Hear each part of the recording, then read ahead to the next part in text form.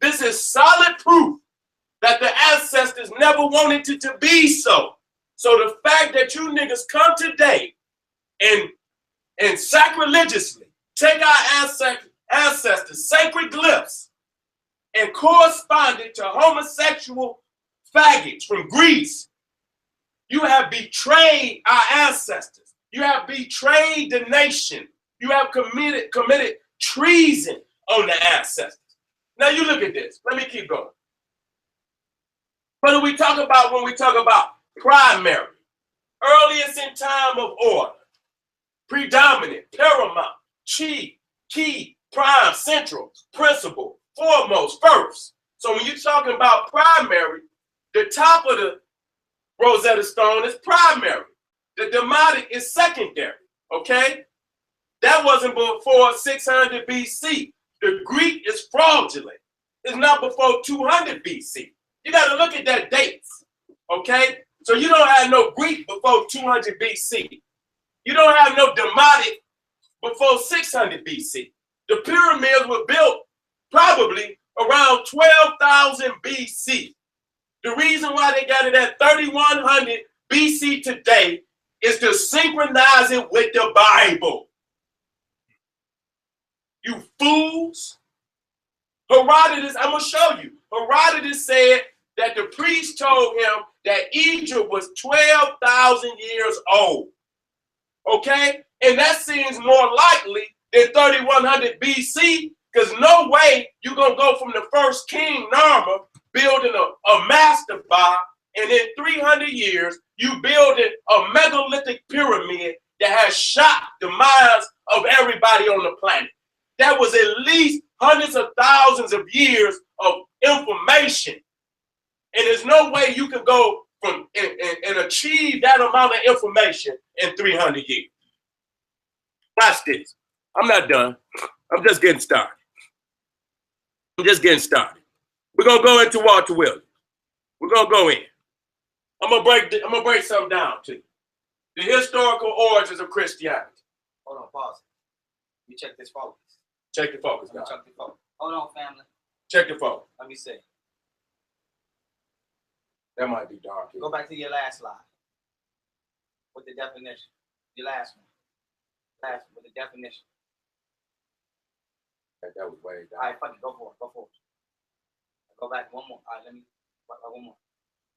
Oh, to the yellow. All right, let me see. Might be good. That's good. That's good. Yeah. All right, hold on. Let me see the remote. Go ahead. The remote. Now, this ain't good, family. Y'all gonna have to hold that down. What they say, so. Yeah, it was just unfocused a little bit. All right, with that being said, family, that's good as it's gonna get. The smaller the words, let me tell y'all something. The smaller the words get, family, the harder it might be to see, depending upon what kind of computer or phone you're watching on. So you gotta listen because he also reads it. But apparently you can see this shit right here. That's right. So, goddamn. Now with that being said, let's continue. Yeah, I'm gonna read it out for y'all. And we're gonna use Walter Williams because a lot of my research I did before I even read the book, The Historical Origins of Christianity. And many of us, I'm gonna deal with them Egyptologists. I did the research before I got into the book. But I agree with a lot of what Walter Williams is saying. He can back it up. I heard what Ankh said, and he said that Walter Williams used Asa, okay, as a means to explain. Just because somebody used the language don't mean they verified the validity of it. They know, the brother know if he used the term Asa, that's what you understand Osiris to be. Just like we understand the continent of Africa to be African. I mean the continent, we understand it to be Africa. Okay? You can't use words that people don't understand and think you're gonna get to get the information across to them. You have to speak in the language that the people understand. So that just because somebody uses it does not mean they validating the shit. That's crazy. Okay? But listen to what he said. While the metal letter hieroglyphics have never been deciphered, Contrary to the teachings of Western institutions, the metal letter or hieroglyphs, which are the pictorial symbols of the ancient Egyptians, have never been deciphered. The following are the reasons. Number one, in order for the metal letter or hieroglyphs to have been deciphered, one would have to ask the ancient Egyptians who drew the symbols what he or she meant for them to be. And that's true. You must have primary, what I call primary verification. So unless you can get King Tut to rise up out the goddamn grave and come up on the stage and validate what the fuck you talking, you don't have primary verification. Okay? To illustrate my point, I would draw a symbol of my own creation. Okay, so he drew this symbol. Now I ask, what is the meaning of this symbol? Realistically, you cannot know until I provide you with the meaning. Okay? No one can put a phonetical alphabet value to symbol. For example, the symbol of the question mark. Can you assign a phonetical alphabetical value such as the letters T, M, P, K, R, etc. to the question mark? The answer is no, because the question mark is telling you something to do, to question, okay?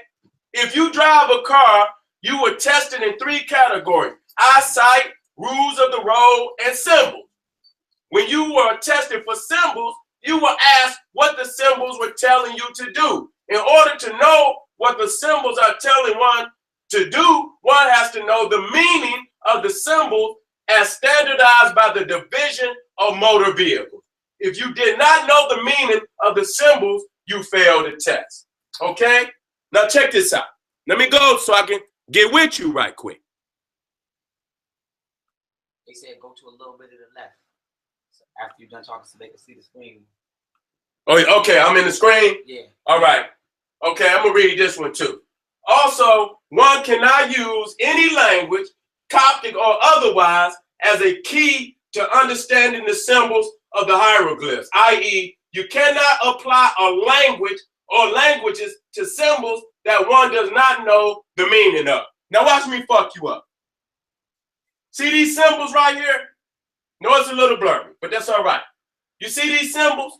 What do these symbols mean? Without a legend or key, it is impossible to know. Okay, so I got these 2 symbols. Now what does this symbol mean? What does it mean? You don't know. What do these symbols mean? Look at this symbol here. Look at this symbol here. I'm going to give you the meaning in a minute. What do this symbol mean? You don't know, but I'm going to show you. See, now this is the legend. This is the legend that'll give you. So this, when we go back to the first one, okay, this is, wait a minute. This is phono pickups. This is a I guess this is a needle, okay? Like you put on the record player. You got a crystal and you got a magnetic, okay? This right here is a plug or a socket. This is standardized wiring diagram symbols, okay? So if you don't have the legend, you will never know what the hell they mean. Wait a minute. So when you go back to these, see, these is antennas. You wouldn't know that if you didn't have the legend. This is an antenna. The first one is a general antenna. The second one, dipole. The third one, loop. The last one, for right type. Okay? Y'all just going to the wall looking at symbols. But you don't have this the legend that the priest who put it on the wall, you don't have that. So you guessing, nigga. When you come to a symbol where you ain't got the legend, you guessing. You don't know what the hell it means. So what do these symbols mean? We already did this one. I think I did. Okay, now, the only individual or individuals who created the symbols can give you the key or the legend. Now let's talk about it. In order to hit the jackpot, you must have the Powerball. What is the Powerball? The priest who put it on the wall. The Powerball is primary verification. That's the first goddamn ball you got to look for. If you get this one, the priest could tell you. If you got a couple right, Yeah, you got that one right. You might hit a couple. You might get a little something. But if you ain't got primary verification, if you ain't got the Powerball, if you ain't got the and we know you can't get that because Egypt is no longer existing like it did in the ancient world. Okay? So you cannot get primary verification. Okay? That can only come from the priest that put it on the stone. The Powerball is the primary legend or key to unlock the symbols. And that's this. This is the Powerball. This is the legend. This is the teacher's manual that's giving you the meanings of the symbols. So when you go to the walls in ancient Egypt, you're just looking at symbols. You don't have the legend. You don't have the legend. Okay? So you guessing and making up shit as to what it means. The only person that can give you the legend is the people who created the symbols. Champollion didn't create the symbols. Richard Lipsis didn't create the symbols. Apollo didn't create the symbols. And so unless they were initiated into the mystery system, they cannot give you the meanings of these symbols. And you see where it says crystal, magnetic, these are phono pickup. How the fuck you gonna put an A or a B on that and render the meaning? You see what I'm saying? How you gonna put a letter? This is a plug or a socket. So they didn't went and put letters on symbols, which is totally incorrect. I'm gonna go back. No one can put a phonetical alphabetical value to symbols. Okay, you cannot do that. It's telling you to do something. Okay, or it's giving you a rendering of meaning, not a phonetical alphabetical symbol. Okay, phono pickup, crystal, magnetic, plug or socket, antennas, general dipole, loop, ferrite type. Okay, let me come out of this. Here you go. What do these symbols mean? Look at it. You got one here, you got one here, you got one here, you got one here, you got one here. You got 8 symbols. What do they mean? Okay, the first one, slurping. Look at this. That's this one. The second one, solenoid. Okay, these is electrical meanings. This is a electrical diagram. What does this one mean down here? Gauge. That's a gauge right there, like when you got a pressure gauge. Okay, what's this? Component reference. Okay, that's the upside down triangle with an A. Without this diagram, without this legend, there's no way for you to know what these symbols mean. There's no way for you to put a letter on a symbol. So the whole methodology in which Champollion used to decipher the Medu letter is fake. It's fake. You cannot put a letter, an alphabetical letter on a symbol. What does this one mean? What does this one mean? What does this one mean? What does this one mean? Okay? This is an alternator. Go back. This is an alternator right here. You wouldn't have never known that unless you had the diagram. What's this? It's a switch. See that? This is a switch. I guess if you had the top part on and you move it, maybe like a washing machine. Cold, warm, hot.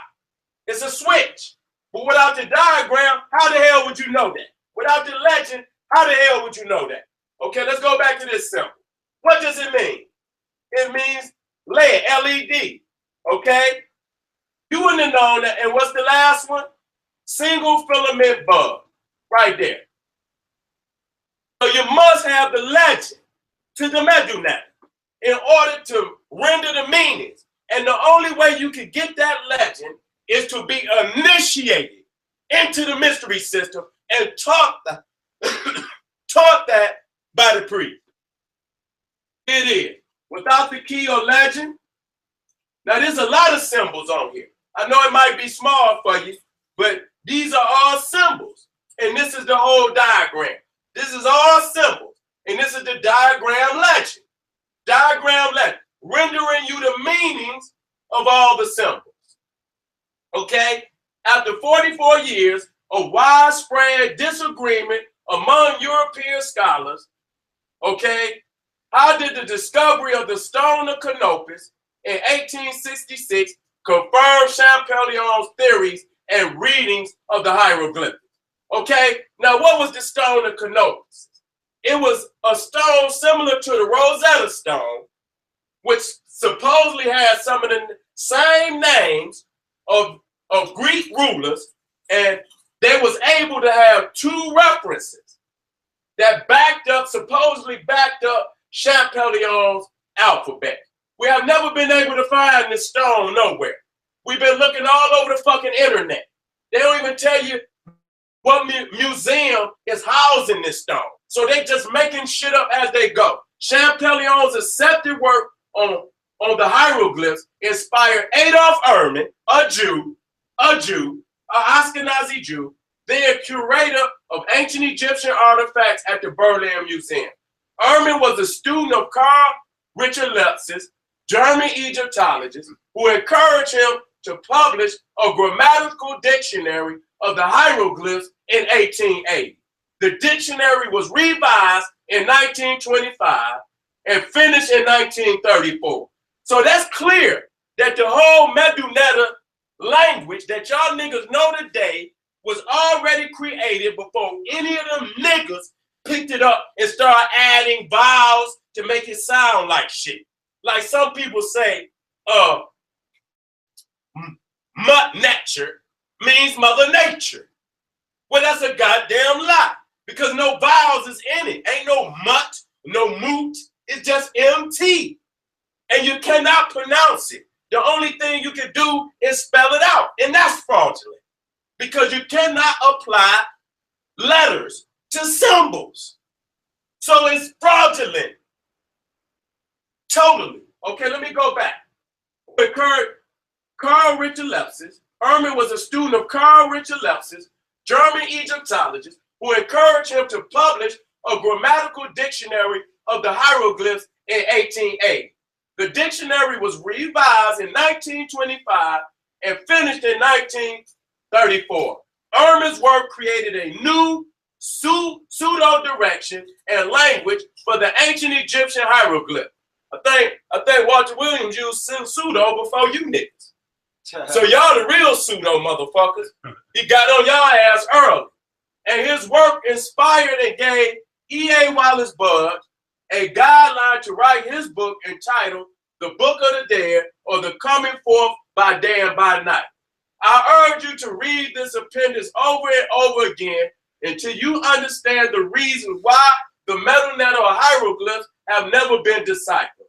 I will now conclude by quoting from the book, The Rosetta Stone, written for the British Museum by Carol Andrew. Okay, I'm gonna go back to that. The metal net was constructed in Germany. Okay, so Adolf Erman, Karl Richard Lepsius are Germans. He's an Ashkenazi Jew, and this is a Nazi. And this is another reason why when you go into Egyptology, they believe that Egypt was founded by the great white race. Do y'all understand that? And this nigga talking about, if we didn't have this language, we wouldn't have no history on ancient Egypt. Nigga, you could take all of that goddamn garbage and throw it straight in and burn that shit. Set it on fire. Have a book burn it. We'll be better off without it. And this nigga, he leading you down the path of religion so that you worship all of these crackers because they're the ones that gave it to you. Let me step to you. So this is Adolf Erman right here. He probably had more to do with the metal netter than any one man outside of Champollion. This is his teacher, Richard Lepsius, who's a German. So if y'all watch Indiana Jones, when he was in Egypt and he was fighting the Germans, this is when Richard Lepsius went into Egypt on his 4-year expedition, raping and pillaging Egypt by order of the German government. This is his student, Adolf Erman, who wrote the largest Medu Egyptian hieroglyphic dictionary ever created. This is his student, the student of Adolf Ehrman, Kurt Seti, who taught Eric Gardner, which these are all linguists. These are all white men, racist white men, Jews and Germans and Nazis who created the Medu long before any black scholar even put their hands on it. Do you understand what the fuck? Why they didn't tell y'all that? He taught Adolf Ehrman.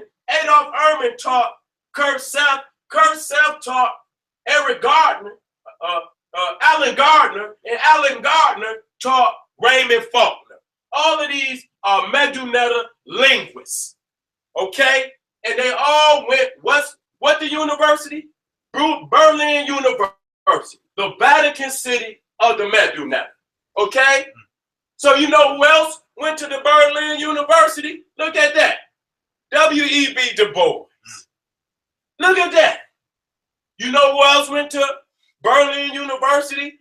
The first chair of Egyptology in America, Henry Breasted, who helped found the Oriental Institute with all of the Nubian artifacts. If you go to Chicago, and you can go and look at all the Nubian artifacts that they stole out of Nubia before they put the Aswan Dam in there, flooded out our sacred lands. He was the one that founded the Oriental Institute. And so you listen to that, Oriental Institute. They were studying Sumeria. They were studying India. Mostly all of these so-called Egyptologists were Orientalists before they was Egyptologists. That's why when they wrote them history books, they always synchronized Egypt with Mesopotamia. That's a goddamn shame that they didn't tell y'all that. Fucking Ashkenazi Jews. That's why when y'all say Amen, ain't no Amen because ain't no A and no E. It's just the M and the N. And there's no Latin on the fucking stone. It's only Greek. They won't show you the Greek because you're gonna look at the fallacy of it. So let me run this down to y'all. Let me run this down to y'all real quick. Whatever language you in, like say for instance, they'll tell y'all that Osiris, Isis, and Horus is Greek, and that Asar, Aset, and Heru is African. That's a lie. It's not African. There's no African in it. Whatever vowel you add, that's the language you speaking. So if you add English vowels to because it's SR, that's all you got, SR. And then you got ST, and then you got HR. So when you add whatever language, you add the vowels so you can speak it, that's the language that you speaking. So Asar, Aset, and Heru is English. It's English. It don't have nothing to do with Africa. Now, how did they put a spell on y'all like that? That's a fucking spell right there. It's no African on it. The fucking letters are Latin. The dialect we speaking is Greek. But just like I showed you how the Germans got one spelling, the Dutch got one spelling. If it was Bulgarian, it would be another spelling. If it was Taiwanese, it would be another spelling. Okay? So whatever vowels you add to SR, it becomes that language. If you add German vowels, it becomes German. If you add French vowel, it becomes French. So Asar, Aset, and Heru is English. I'm sorry to hurt y'all like that. But it's the truth. When you say Amen, that's English. That's English. That's German. You know what English is? It's a West Germanic language. English is German. French comes from Vulgar Latin. What is Vulgar Latin? If Vulgar Latin was the language of the commoners in Rome, the soldiers, the merchants. So how the fuck do you get something sacred from something vulgar? French is Vulgar Latin. Y'all got to look them goddamn languages up. So I'm sorry to tell y'all. And that's why when you hear words like Amen, y'all say, well, Amen is the Egyptian god. And the reason why the Hebrews, the Muslims, they end their prayer in Amen because they got it from Egypt. That's a goddamn lie. The fucking Jew created the Medu and fucking Hebrew, which is another fake language. And because he was using some of the same constructs and methodology, he made it look like that. Ain't no goddamn A's and no E's and no goddamn Medu. There's no vowels in it. So they'll create words to make it appear that there's some connection. They tricked you niggas. I hate to tell y'all that, but it's the truth.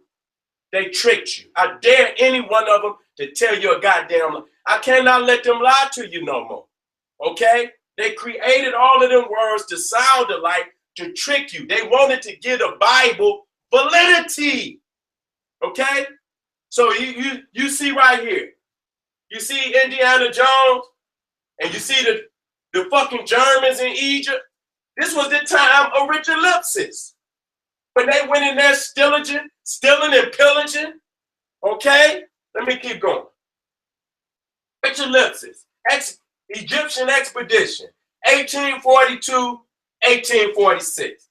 This is Champerion's successor. This is the first so-called great Egyptologist after Champollion, because they act like that was such an academic success. After Champollion, they shelved that shit. Wasn't nobody even fucking with that language. He was the first one, probably 10, 15, 20 years after Champollion had been dead, picked it up and began to add on to it to fit his benefit, okay? So he's the St. Peter of Egyptology, okay? He's a Nazi. This is his student, Adolf Hermann, a Jew. And when the Germans, the Nazis took over Germany, they kicked his ass out of the Berlin University because he was a Jew. But he created the largest dictionary of Medu ever constructed. It's a dictionary with about 16,000 words in it. He's the St. Paul of Egyptology, okay? He's a German. That's a Nazi symbol, but that just lets you know he has the Aryan nation mentality, that the white race, the blonde, blue-eyed white race is the superior race. And these white men wrote in all of the history books that Egypt was founded by the great white race. So how the fuck is these motherfuckers writing a language for your black ass? This is what they not telling you. Them niggas ain't got no black power in their ass at all. These crackers created that goddamn language in totality before niggas even became conscious. So you niggas want to argue with the white man about his shit. You faggot ass niggas. This is Kurt Heinrich Sepp, who was the student of Adolf Hermann. He taught Allen Gardner, Sir Allen Henderson Gardner. And a lot of these niggas use him because he's English. And so this is probably, outside of Wallace Budge, this is probably the most used of all of the English Medu linguists. Sir Allen Henderson Gardner, who was taught by the Jew Kurt Heinrich Sepp, who was taught by the Jew Adolf Hermann. They all Ashkenazi Jews. God damn it, the Germans created Egyptology. That's a damn shame they did not tell y'all that. And Allen Gardner taught Raymond Faulkner, and a lot of people use him. He's not great as as far as popularity as Gardner, but they still use it. And you see right here, oh, and you know, this great dictionary that Adolph Ehrman created was funded by the Rockefellers, who also founded the Oriental Institute of Chicago, funded and started by the Rockefellers. Okay, the first American chair in Egyptology. Okay, now this is talking about the dictionary that they put together. Okay, this is Herman Grappa. Him and Adolph Ehrman put this dictionary together. It's called the Dictionary of the Egyptian Language. This is the Greek, this is the German spelling up here. I know it might be a little blurry, but we're going to tighten it up much later. Abbreviated WB and bibliograph references is a large German language dictionary of the Egyptian language, published between 1926 and 1961 by Adolph Ehrman and Herman Grappa. This is Adolph Ehrman, this is Herman Grappa. It is a comprehensive work encompassing 3,000 years of linguistic history, including Old, Middle, and Late Egyptian, as well as hieroglyphic inscriptions of the classical Greco-Roman period. The dictionary contains approximately 16,000 head words in 5 main volumes, 2 secondary volumes, and 5 volumes of primary source references. It is therefore the largest and most complete printed dictionary of ancient Egyptian in existence. Do you hear that?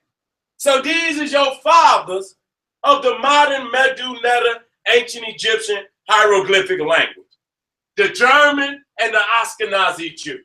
Now look at this. I want to show you something.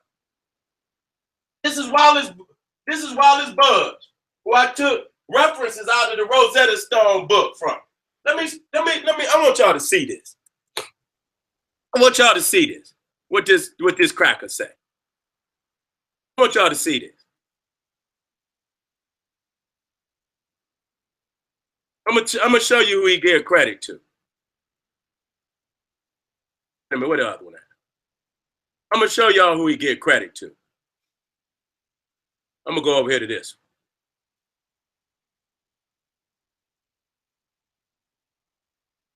Here you go.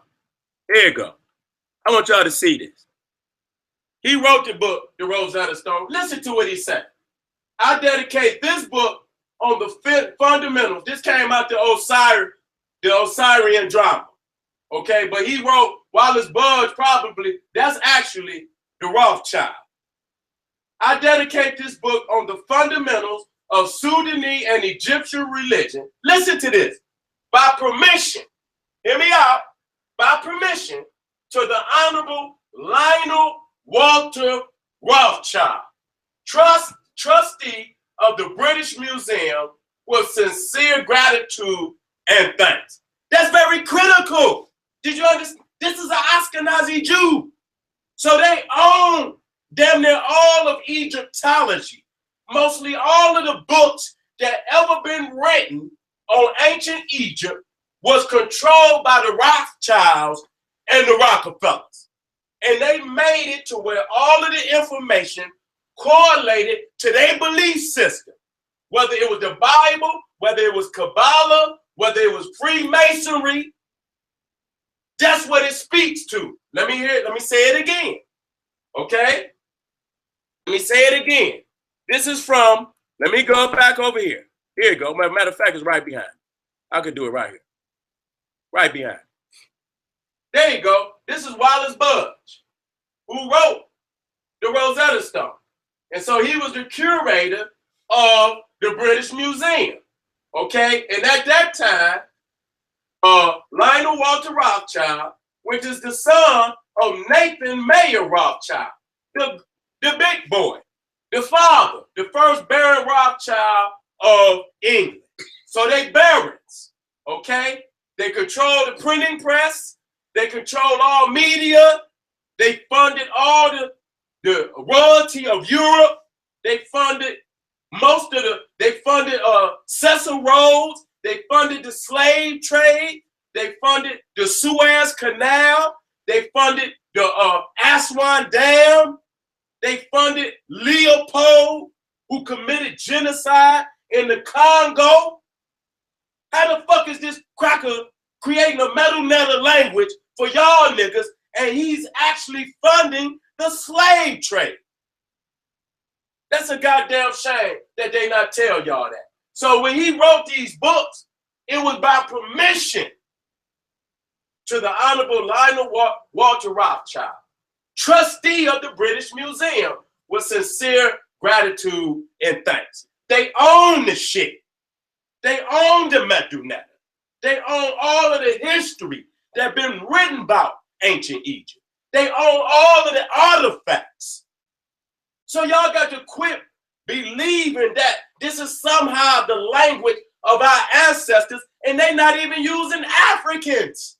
They're not using no African tongue. They're using Arabic, they're using Hebrew, they're using Aramaic, they're using all of these foreign languages to create the Medu of the day. Hold on, let me keep it pushing. Let me show y'all something.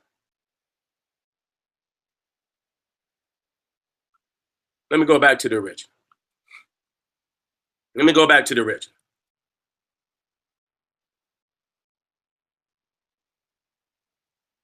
Now look at this. I'm gonna bring this up too. Let me bring this up too.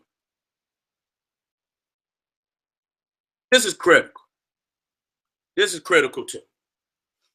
Now, you got Flinders Petrie, Sir William Matthew Flinders Petrie, from England. This is the first chair of Egyptology in the UK. This motherfucker was also, I think he was working with UCLA in California, where he was shipping mummies from ancient Egypt to who? Sir Francis Galton, one of the founders of eugenics, who Margaret Sanger got her philosophy from. And Sir Francis Galton was the cousin to Charles Darwin. So that shows you how Egyptology, a lot of it was founded by eugenics. Y'all better go watch Mile for 20. And so how ironic is now we shooting down the Medu, we also shooting down evolution, because they were using, man, this man's ship, you go look it up. Sir William Matthew Petrie and Galton. I didn't get his name. He's the third in the Trinity. And Galton commissioned Flinders Petrie to write books on eugenics. This is one of the founding Egyptologists. That's a goddamn shame that them niggas, every fucking cracker they fuck with is a Hitler. This motherfucker's a Hitler who believed that whites were subhuman. And he was shipping so many mummies from ancient Egypt to UCLA, they didn't have enough damn rooms to keep all of the mummies. And this is where they was doing a lot of their scientific calculations on the skulls, on the size of the brains, creating the eugenics movement. That's a shame. This is the Oriental Institute, where they got the Nubian artifact. You see where it said Oriental? So they're coming from the perspective that Sumeria and Asia is the founding of all civilization, the founding of all history. It says that Egypt was a daughter of Mesopotamia. Adolf Ehrman, the Ashkenazi Jew, has created the largest ancient Egyptian dictionary to date. It has the greatest impact on the Egyptian hieroglyphs outside of Champollion himself. And the greatest of the ancient Egyptian linguists were either his student or a student of his students. Do you understand that? So this man has had more impact on the Medu today, probably more than any one man except Champollion himself. So you see right here. Now I'm gonna read this from Dr. John Henry Clark, so y'all can get y'all mind right. Everything that has been created by the European mind was to help facilitate European control over the world. And there are no exceptions. Go watch the one, We Have No Friends, so you can see the expression when he tell you that. I'm going to read it again. Everything that has been created by the European mind was to help facilitate European control over the world, and there are no exceptions, including the Medu Netter by General Seti. I had to add that on there. You cannot take anything from the European mind and think you're going to liberate yourself with it.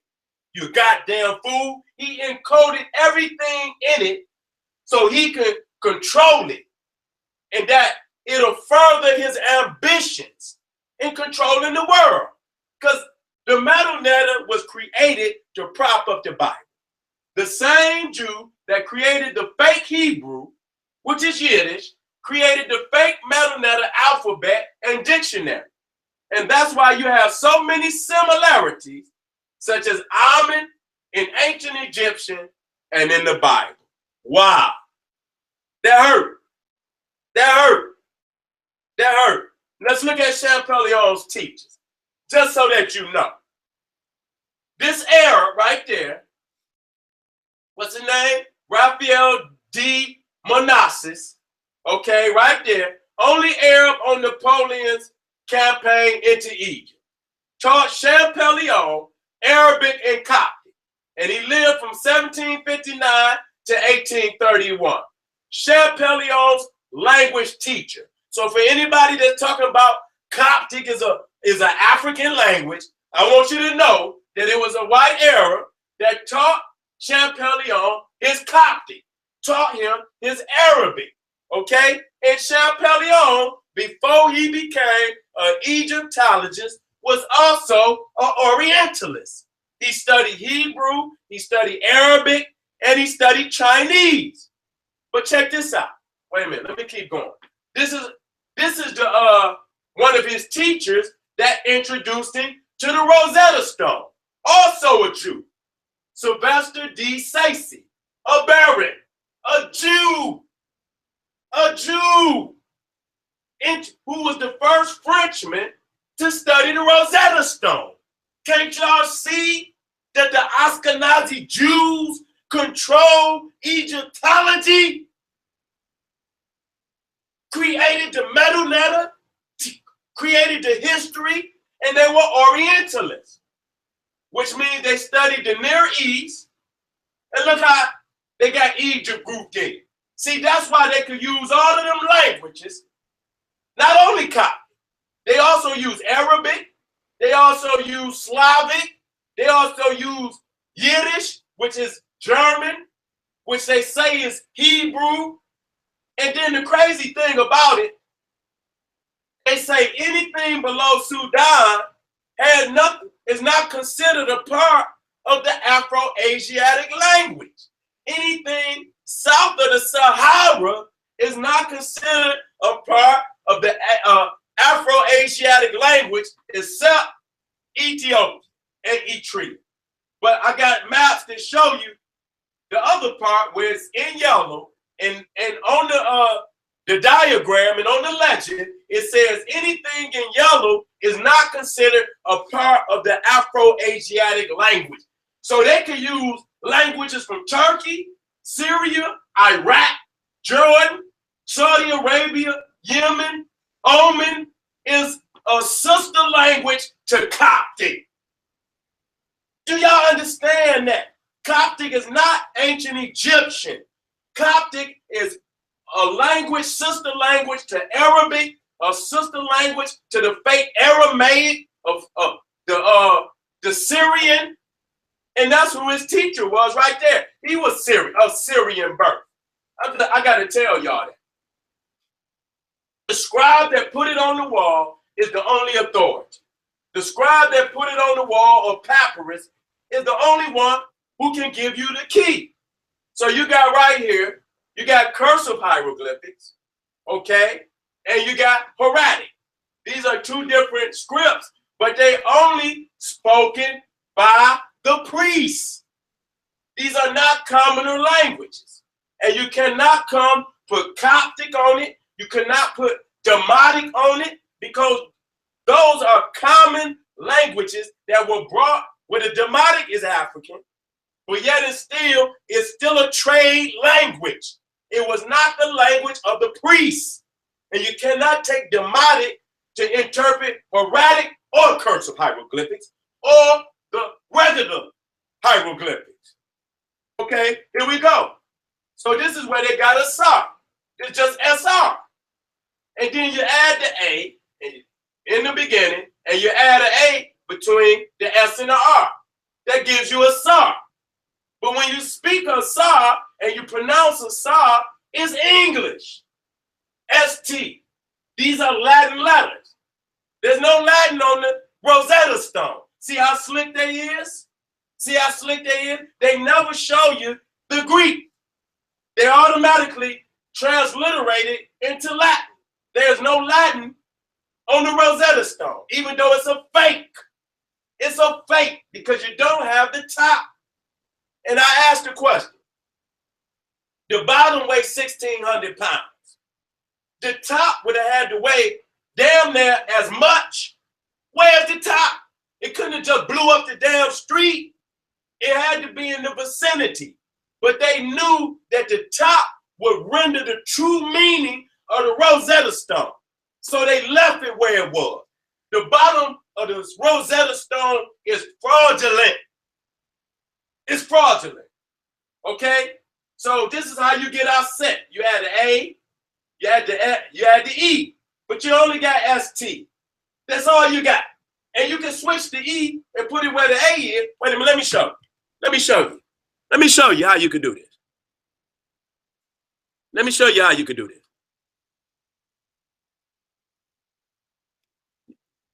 Okay, let me do it like this.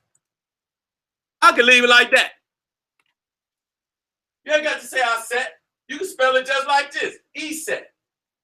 Both of them wrong. As a matter of fact, you can take the E's out. Let me show you something. Nobody can tell you you're wrong. You can spell it like this. P-I-S-I-T. You ain't supposed to add vowels in it. Nobody can tell you you're wrong because you're adding the vowels at your own discretion.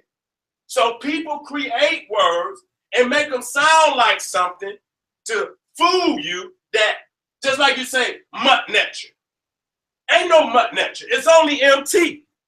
Let me tell you. Let me show you. I had to break heads today. MT.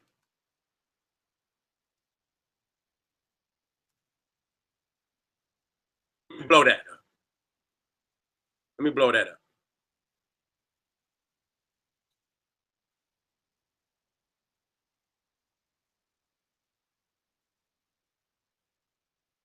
Let me blow this up so I can show you. The Egyptologists add the vowels at their own discretion.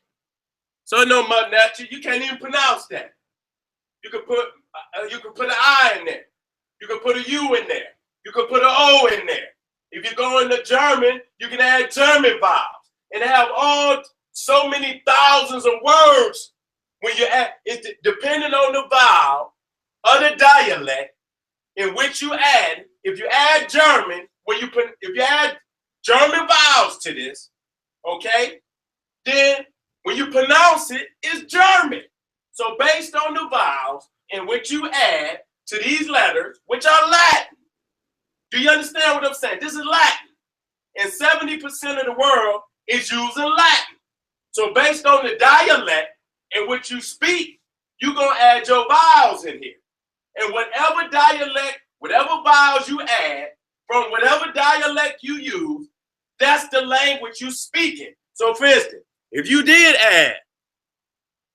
added the U, and you added the E in there, and you said mutt-natter, that's English. There's no African in it. because the letters are Latin. The dialect is English. There's neither Latin nor English is on the Rosetta Stone. But you can't add letters to symbols. I'm just breaking it down to you any goddamn way. So the fact, even if you take the vowels out, even though they said you can't add vowels, let me take it out.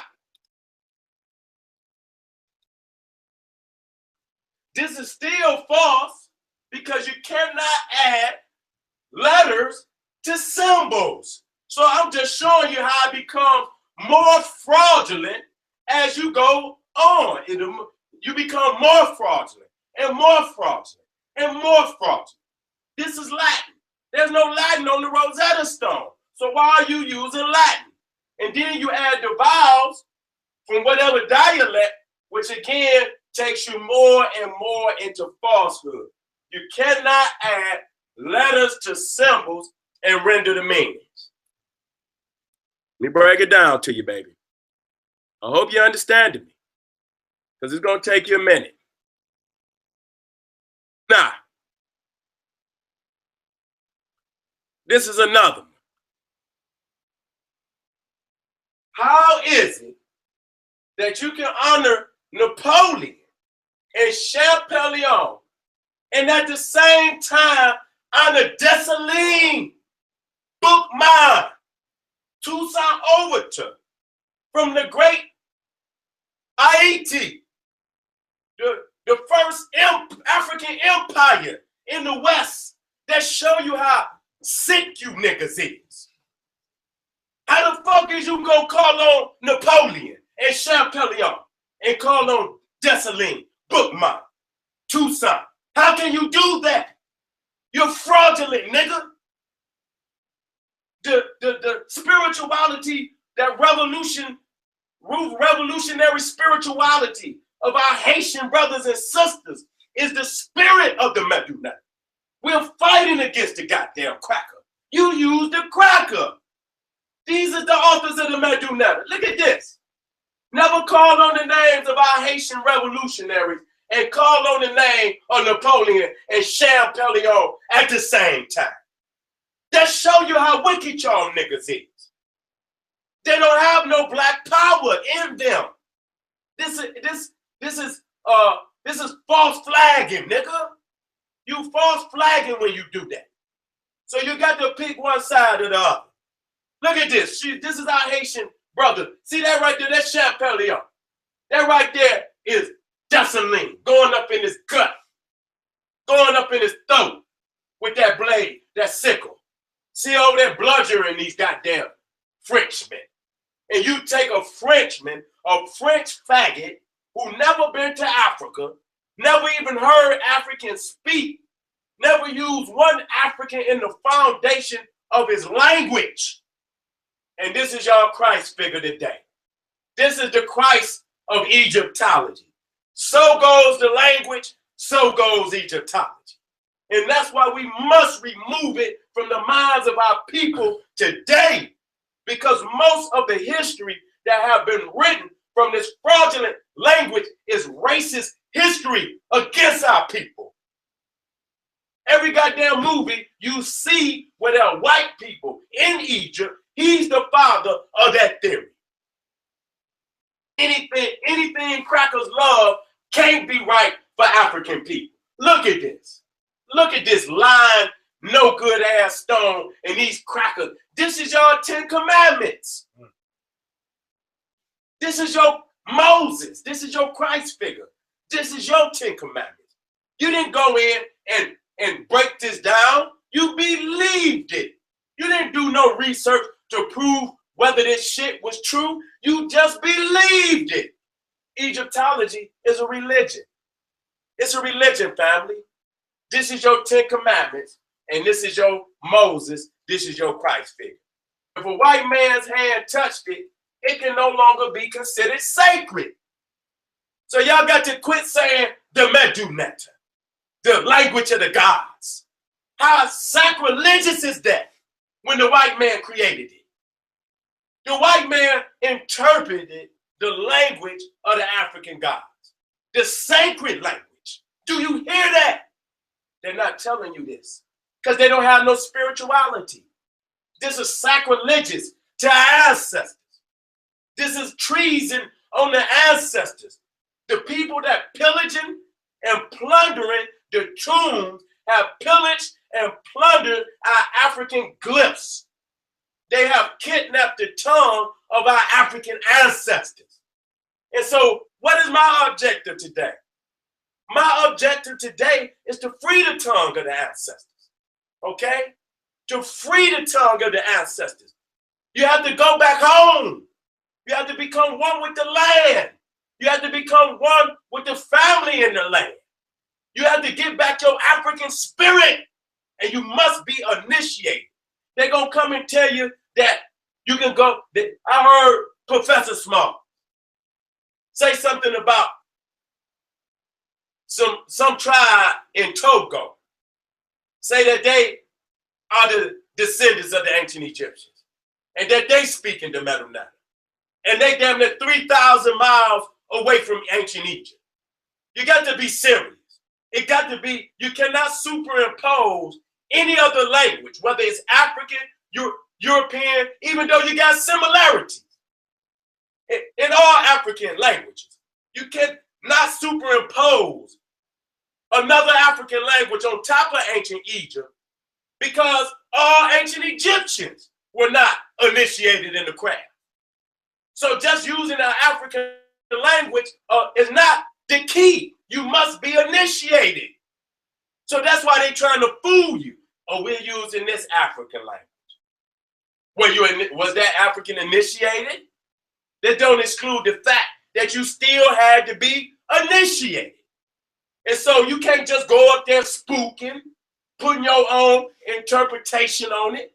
Yeah, you can make a common understanding, a common interpretation, but that don't mean that's what the priest who drew the glyph, that's what he meant for it to be. You got to have a legend. You have to have a diagram. You have to have the teacher's manual from the priest who put it on the stone, who put it on the papyrus. Other than that, you guessing. And I don't care if you're African or European, if you was not initiated, you don't know what it means, okay? So just superimposing African, where we at? Just superimposing an African script in place of the European script will still not render you the meanings of the symbols. Only the priest can, the primary priest who put it on the stone, put it on the papyrus, can give you the diagram. Look at this. Okay, it took a priest 40 years to go through the mystery system and get his training. But for 1995, the Medu niggas can tighten your ass up in a couple of days. See, what y'all got to understand is that the Medu is what gave our ancestors the ability to build the Great Pyramid. Okay? Let me go up. Wait a minute, is this the one? Wait a minute, hold up. I went past her. Here you go.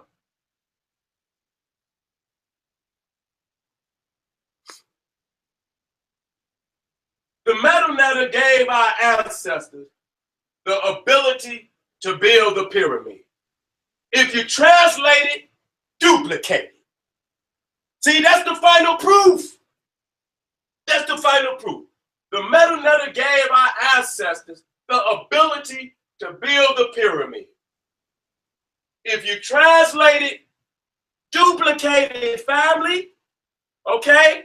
That's the final proof. It's going to be a lot of people that come to claim our ancestors' great works, mind-boggling works, stealing it. They're trying to steal it, but they can never duplicate it. That's how you know that they have never translated. Okay? They're just mouthing. They're just mouthing off words that the white man, and many other words, as I showed you, you can create yourself. You can create them yourself. Let me give you two more, and then I'm going to give it to Pharaoh.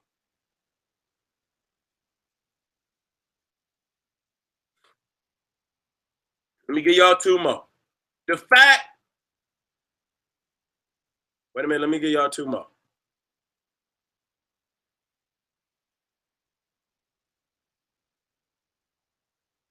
So I want y'all to get on the nigga podiums. This is Fudishi. These is all the niggas that's speaking it on the wall. Some people say that they can speak very little of the Medu now. But if you turn on their goddamn video, that's all they speaking. Ra. Ra.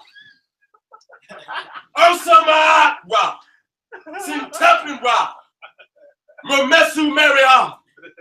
Every goddamn video. But you speak very little of it though, huh? See, that's the nigga 5 Chef Pelion methodology. We owe you niggas today. See, that's why you left that trap door, nigga. I speak very little of it. But you've been going to Egypt for 38 years. What you was doing over there, brother? Was you scooting in the sand? Huh? You mean to tell me you was there for 38 years and you did not know that these crackers created the Medu Neter in whole before we ever became conscious? They had created the whole language. And niggas have sprinkled sugar on shit and served it to the people. It might go down sweeter. It might sound sweeter. But shit with sugar sprinkled on it is still shit. So nigga create words that make it sound sweet, this, that, and the third. There is no vowels in the Medu Neter. I'm saying it only because to get an understanding. I'm not justifying the Medu Neter because I use the term Medu Neter. I'm using it so you understand what I'm saying. The fact that you are pronouncing it. Wait a minute. You know what? There's some more things I want to break down. More verification.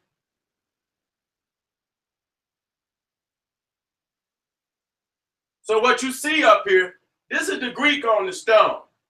See, this is Latin. See how quickly they throw it in Latin? See, these are Latin letters, but there's no Latin on the stone. See, if they use Latin, it would become more of a fallacy. See, there's no vowels in that shit. And nobody could go up there and speak it. And you see right there, that's Alexander's name right there. There's Alexander's name right there. And that's where they get the A from. They don't get the A from the like Fudishi. Silly ass. Talking about the A come from the sound that the vulture make.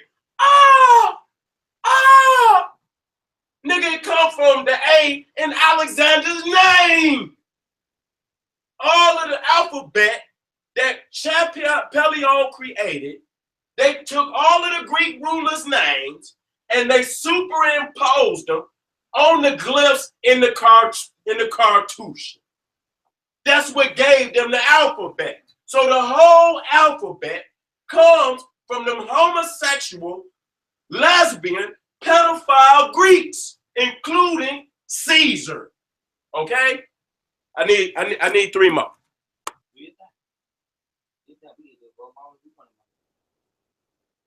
Thank you, brother. Not a problem. I'll go up here because I got to do some things.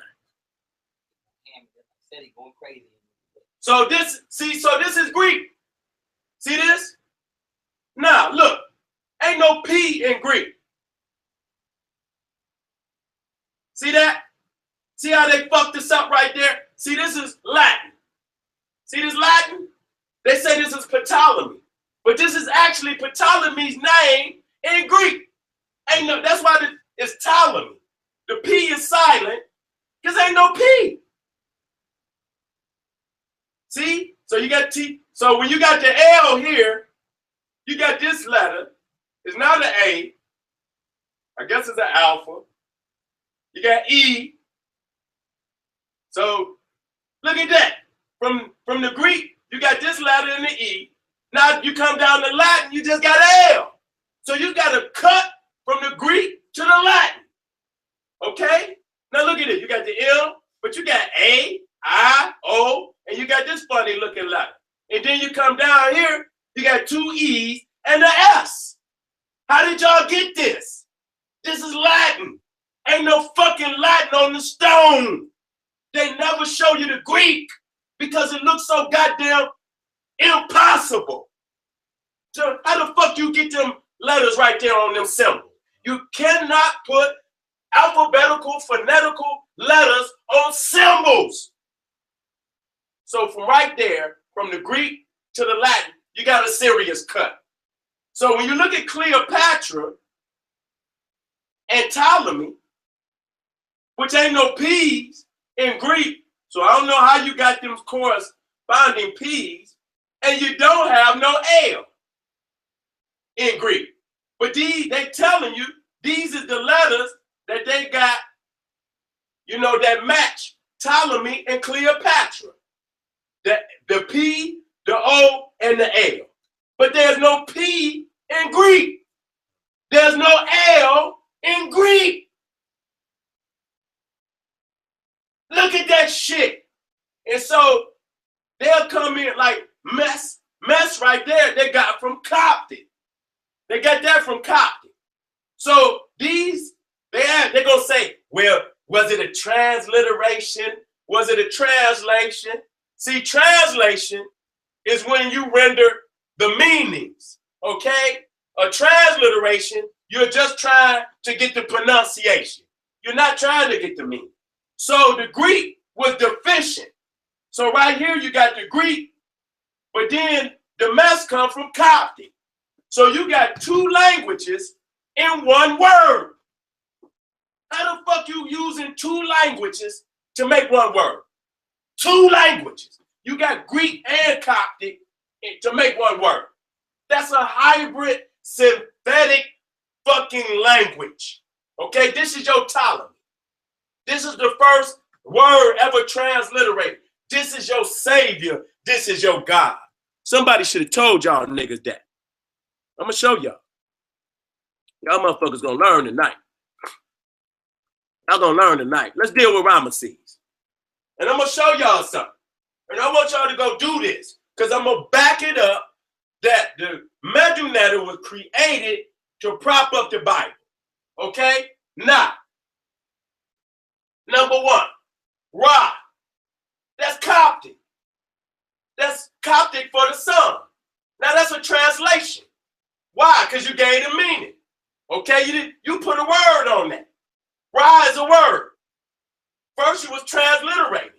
You was just putting letters on the symbols. Now you render meaning. So this is a translation. Ra is a translation. It's sun for Coptic. This symbol is also a translation.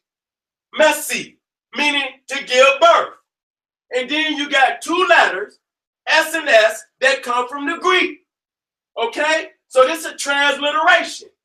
You didn't render a meaning. You just rendered the corresponding initials, the corresponding letters, which was SS.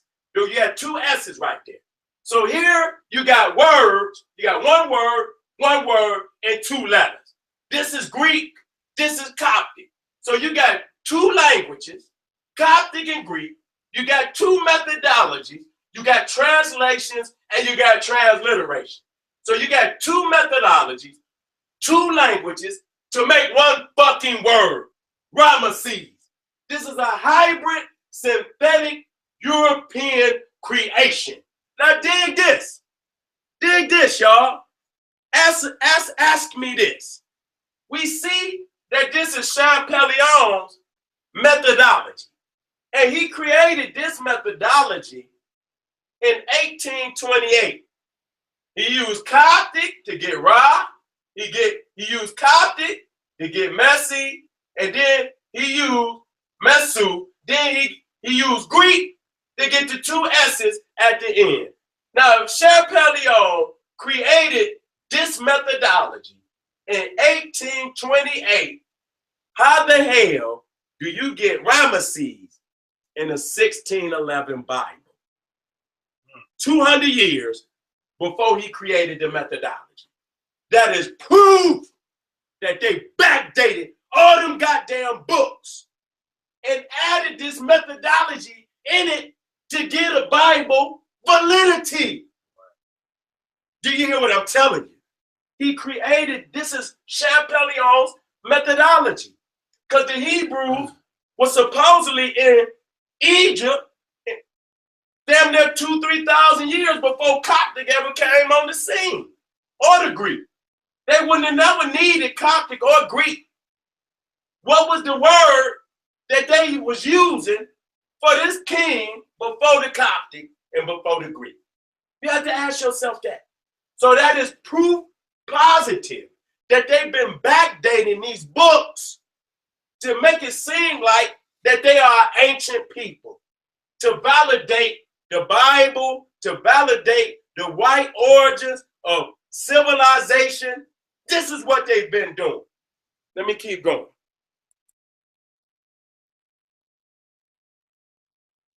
We also want to look at Champollion the Plunderer.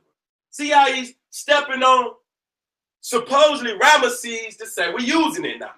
So if you go to the Ramesseum, you'll see this head of Ramesses been knocked down, and look at the cracker. Putting this is Champollion. Putting his foot on the head as in conquest. He's conquered us. You see this in Paris? He's responsible for bringing this obelisk to Paris. You know where he got it from? They tore it down from in front of the Great Lodge of Luxor. You've been to Luxor. That's where this obelisk belongs. And Champollion, the plunderer, the conqueror of ancient Egypt, is responsible for removing that obelisk from ancient Egypt. Your good cracker father, who taught you the metanatter. I want to talk to y'all today, man. Because some of you niggas is, a cracker is a cracker is a cracker. How you gonna say Columbus did not discover America and say Champollion deciphered the metanatter? You fooling yourself. You can't take one cracker down and put another cracker up. You take Jesus down, you put Champollion up. You talk shit about Eminem, and then you come over and say Champollion deciphered the metanatter. You say Pythagoras ain't got no theorem. That formula was created in ancient Egypt. But you say Champollion deciphered the metanatter. You can't take one cracker down and put another cracker up. A cracker is a no good motherfucking cracker. You niggas who follow Champollion and Napoleon should never call on the names of Dessalines, Bookma, Toussaint.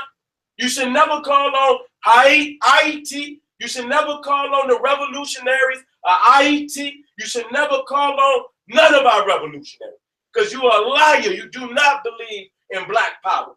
You can't take one cracker down and put another cracker up. You got to treat this cracker like you treat all other crackers. You silly niggas. Let me get you 2 more.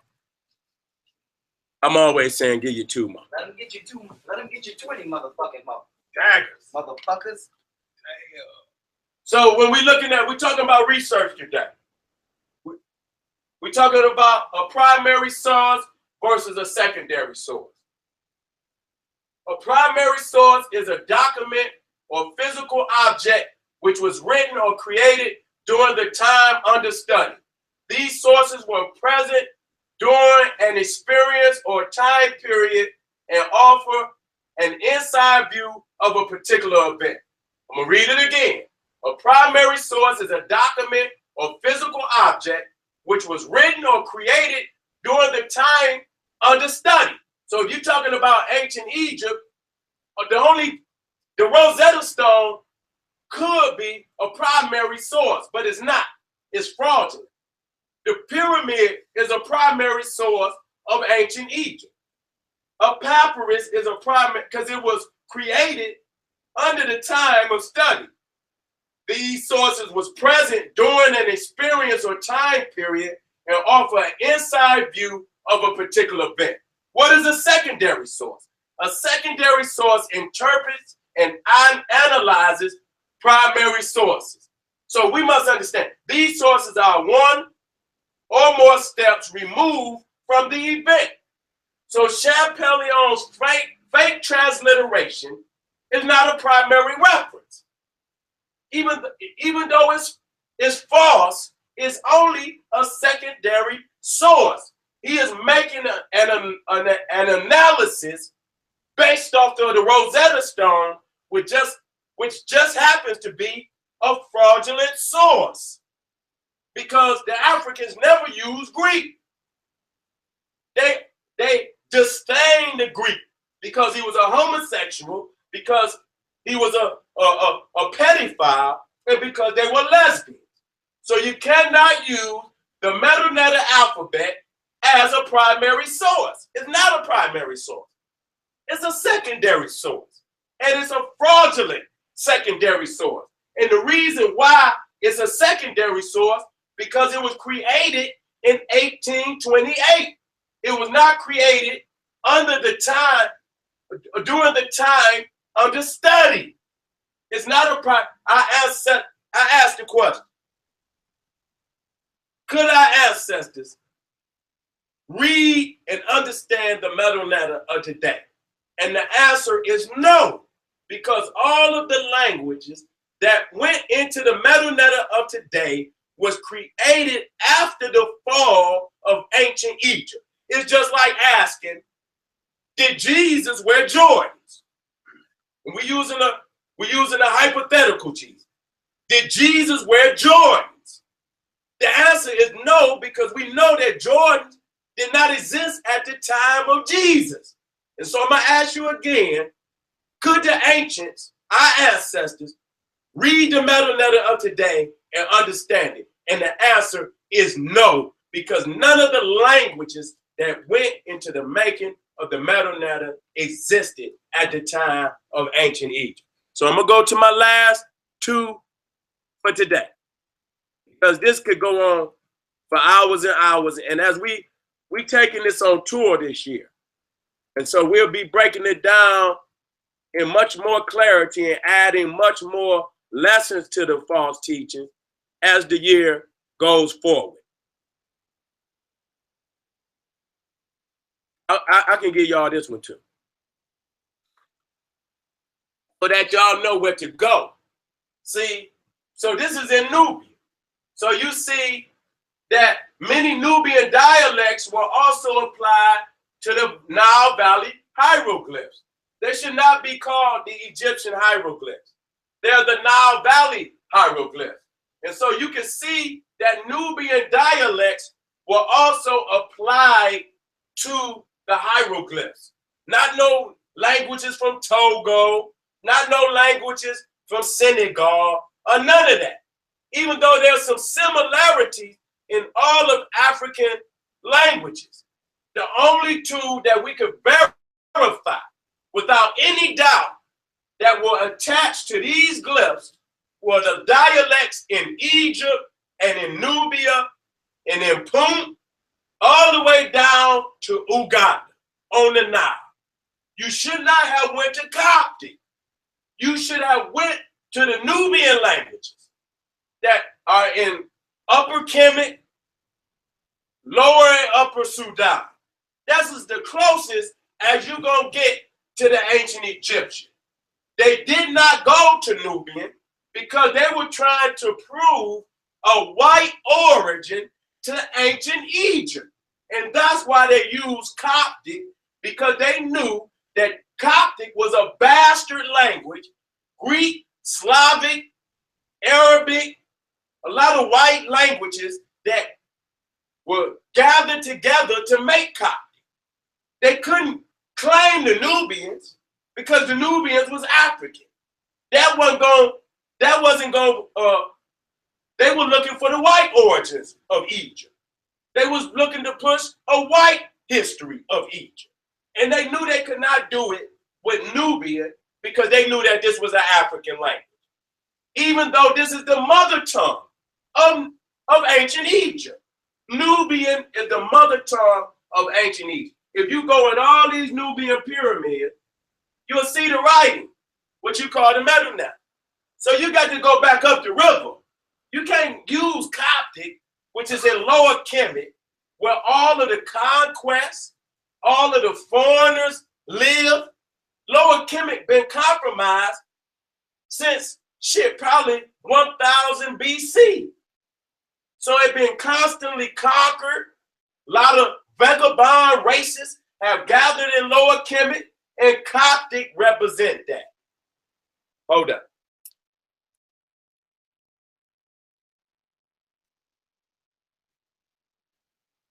So this is what we're gonna do today. We got to slap this goddamn Nick Krakatosis out your ass.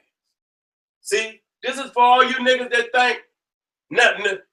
Champollion is your father. This is for all you niggas that got that Napoleon bloodline in you, teaching it to the babies, the homosexual language of the metal netter. This is General Seti, and we got young Pharaoh coming behind me, gonna back it up. He gonna give you some extra valuable information. You put it all together and you start your research. You go back home to ancient Africa. You start building with the family at home. And when they see you are serious, do you hear me? See? That's all. After I slapped that nigga. And he realized that he was really a nigga. See, he thought he was Champollion. He thought he was Napoleon. Until the general came up in there and slapped his shit out of him. See, these are the metal netter speakers of the day. They're going down today because they can't take nothing away from what I brought y'all today. Okay? It's the facts. I'm going to end with this. I'm going to end with this. I'm going to end with this, family. I'm going to end with this. I'm going to end with this.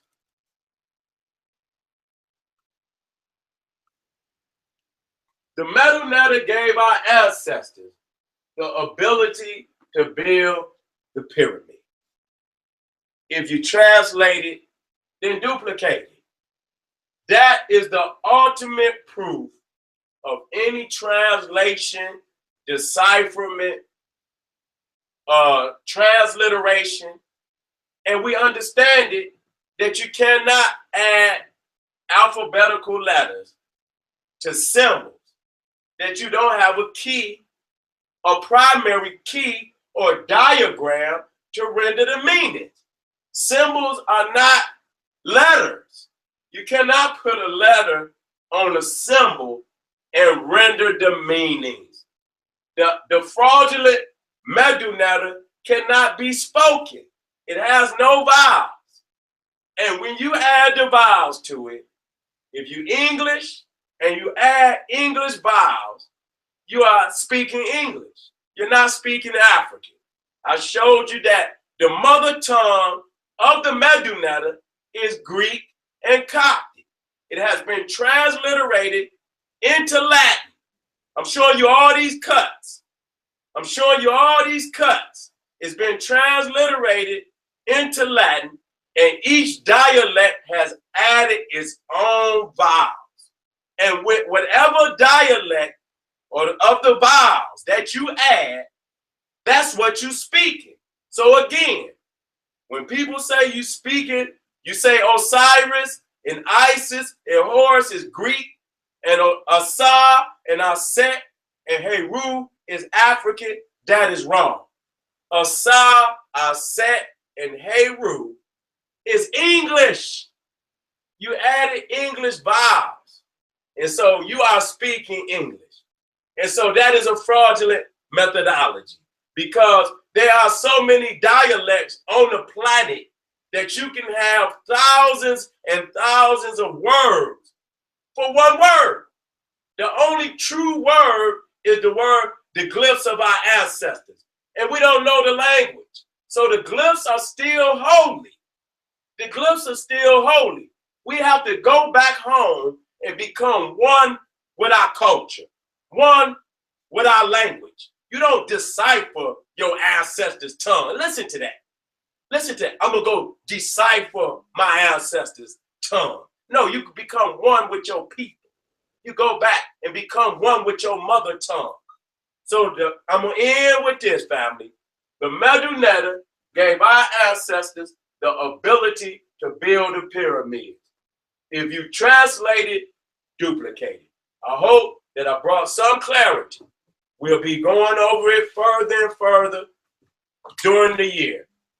I hope I brought you some clarity, family. And I hope today that you can start your transition to going back to our spiritual tongue, our ancestors' tongue, and not just speaking something that you create, but becoming one with the land and becoming one with our brothers and sisters at home in the now, and that they will be the guides that will initiate you.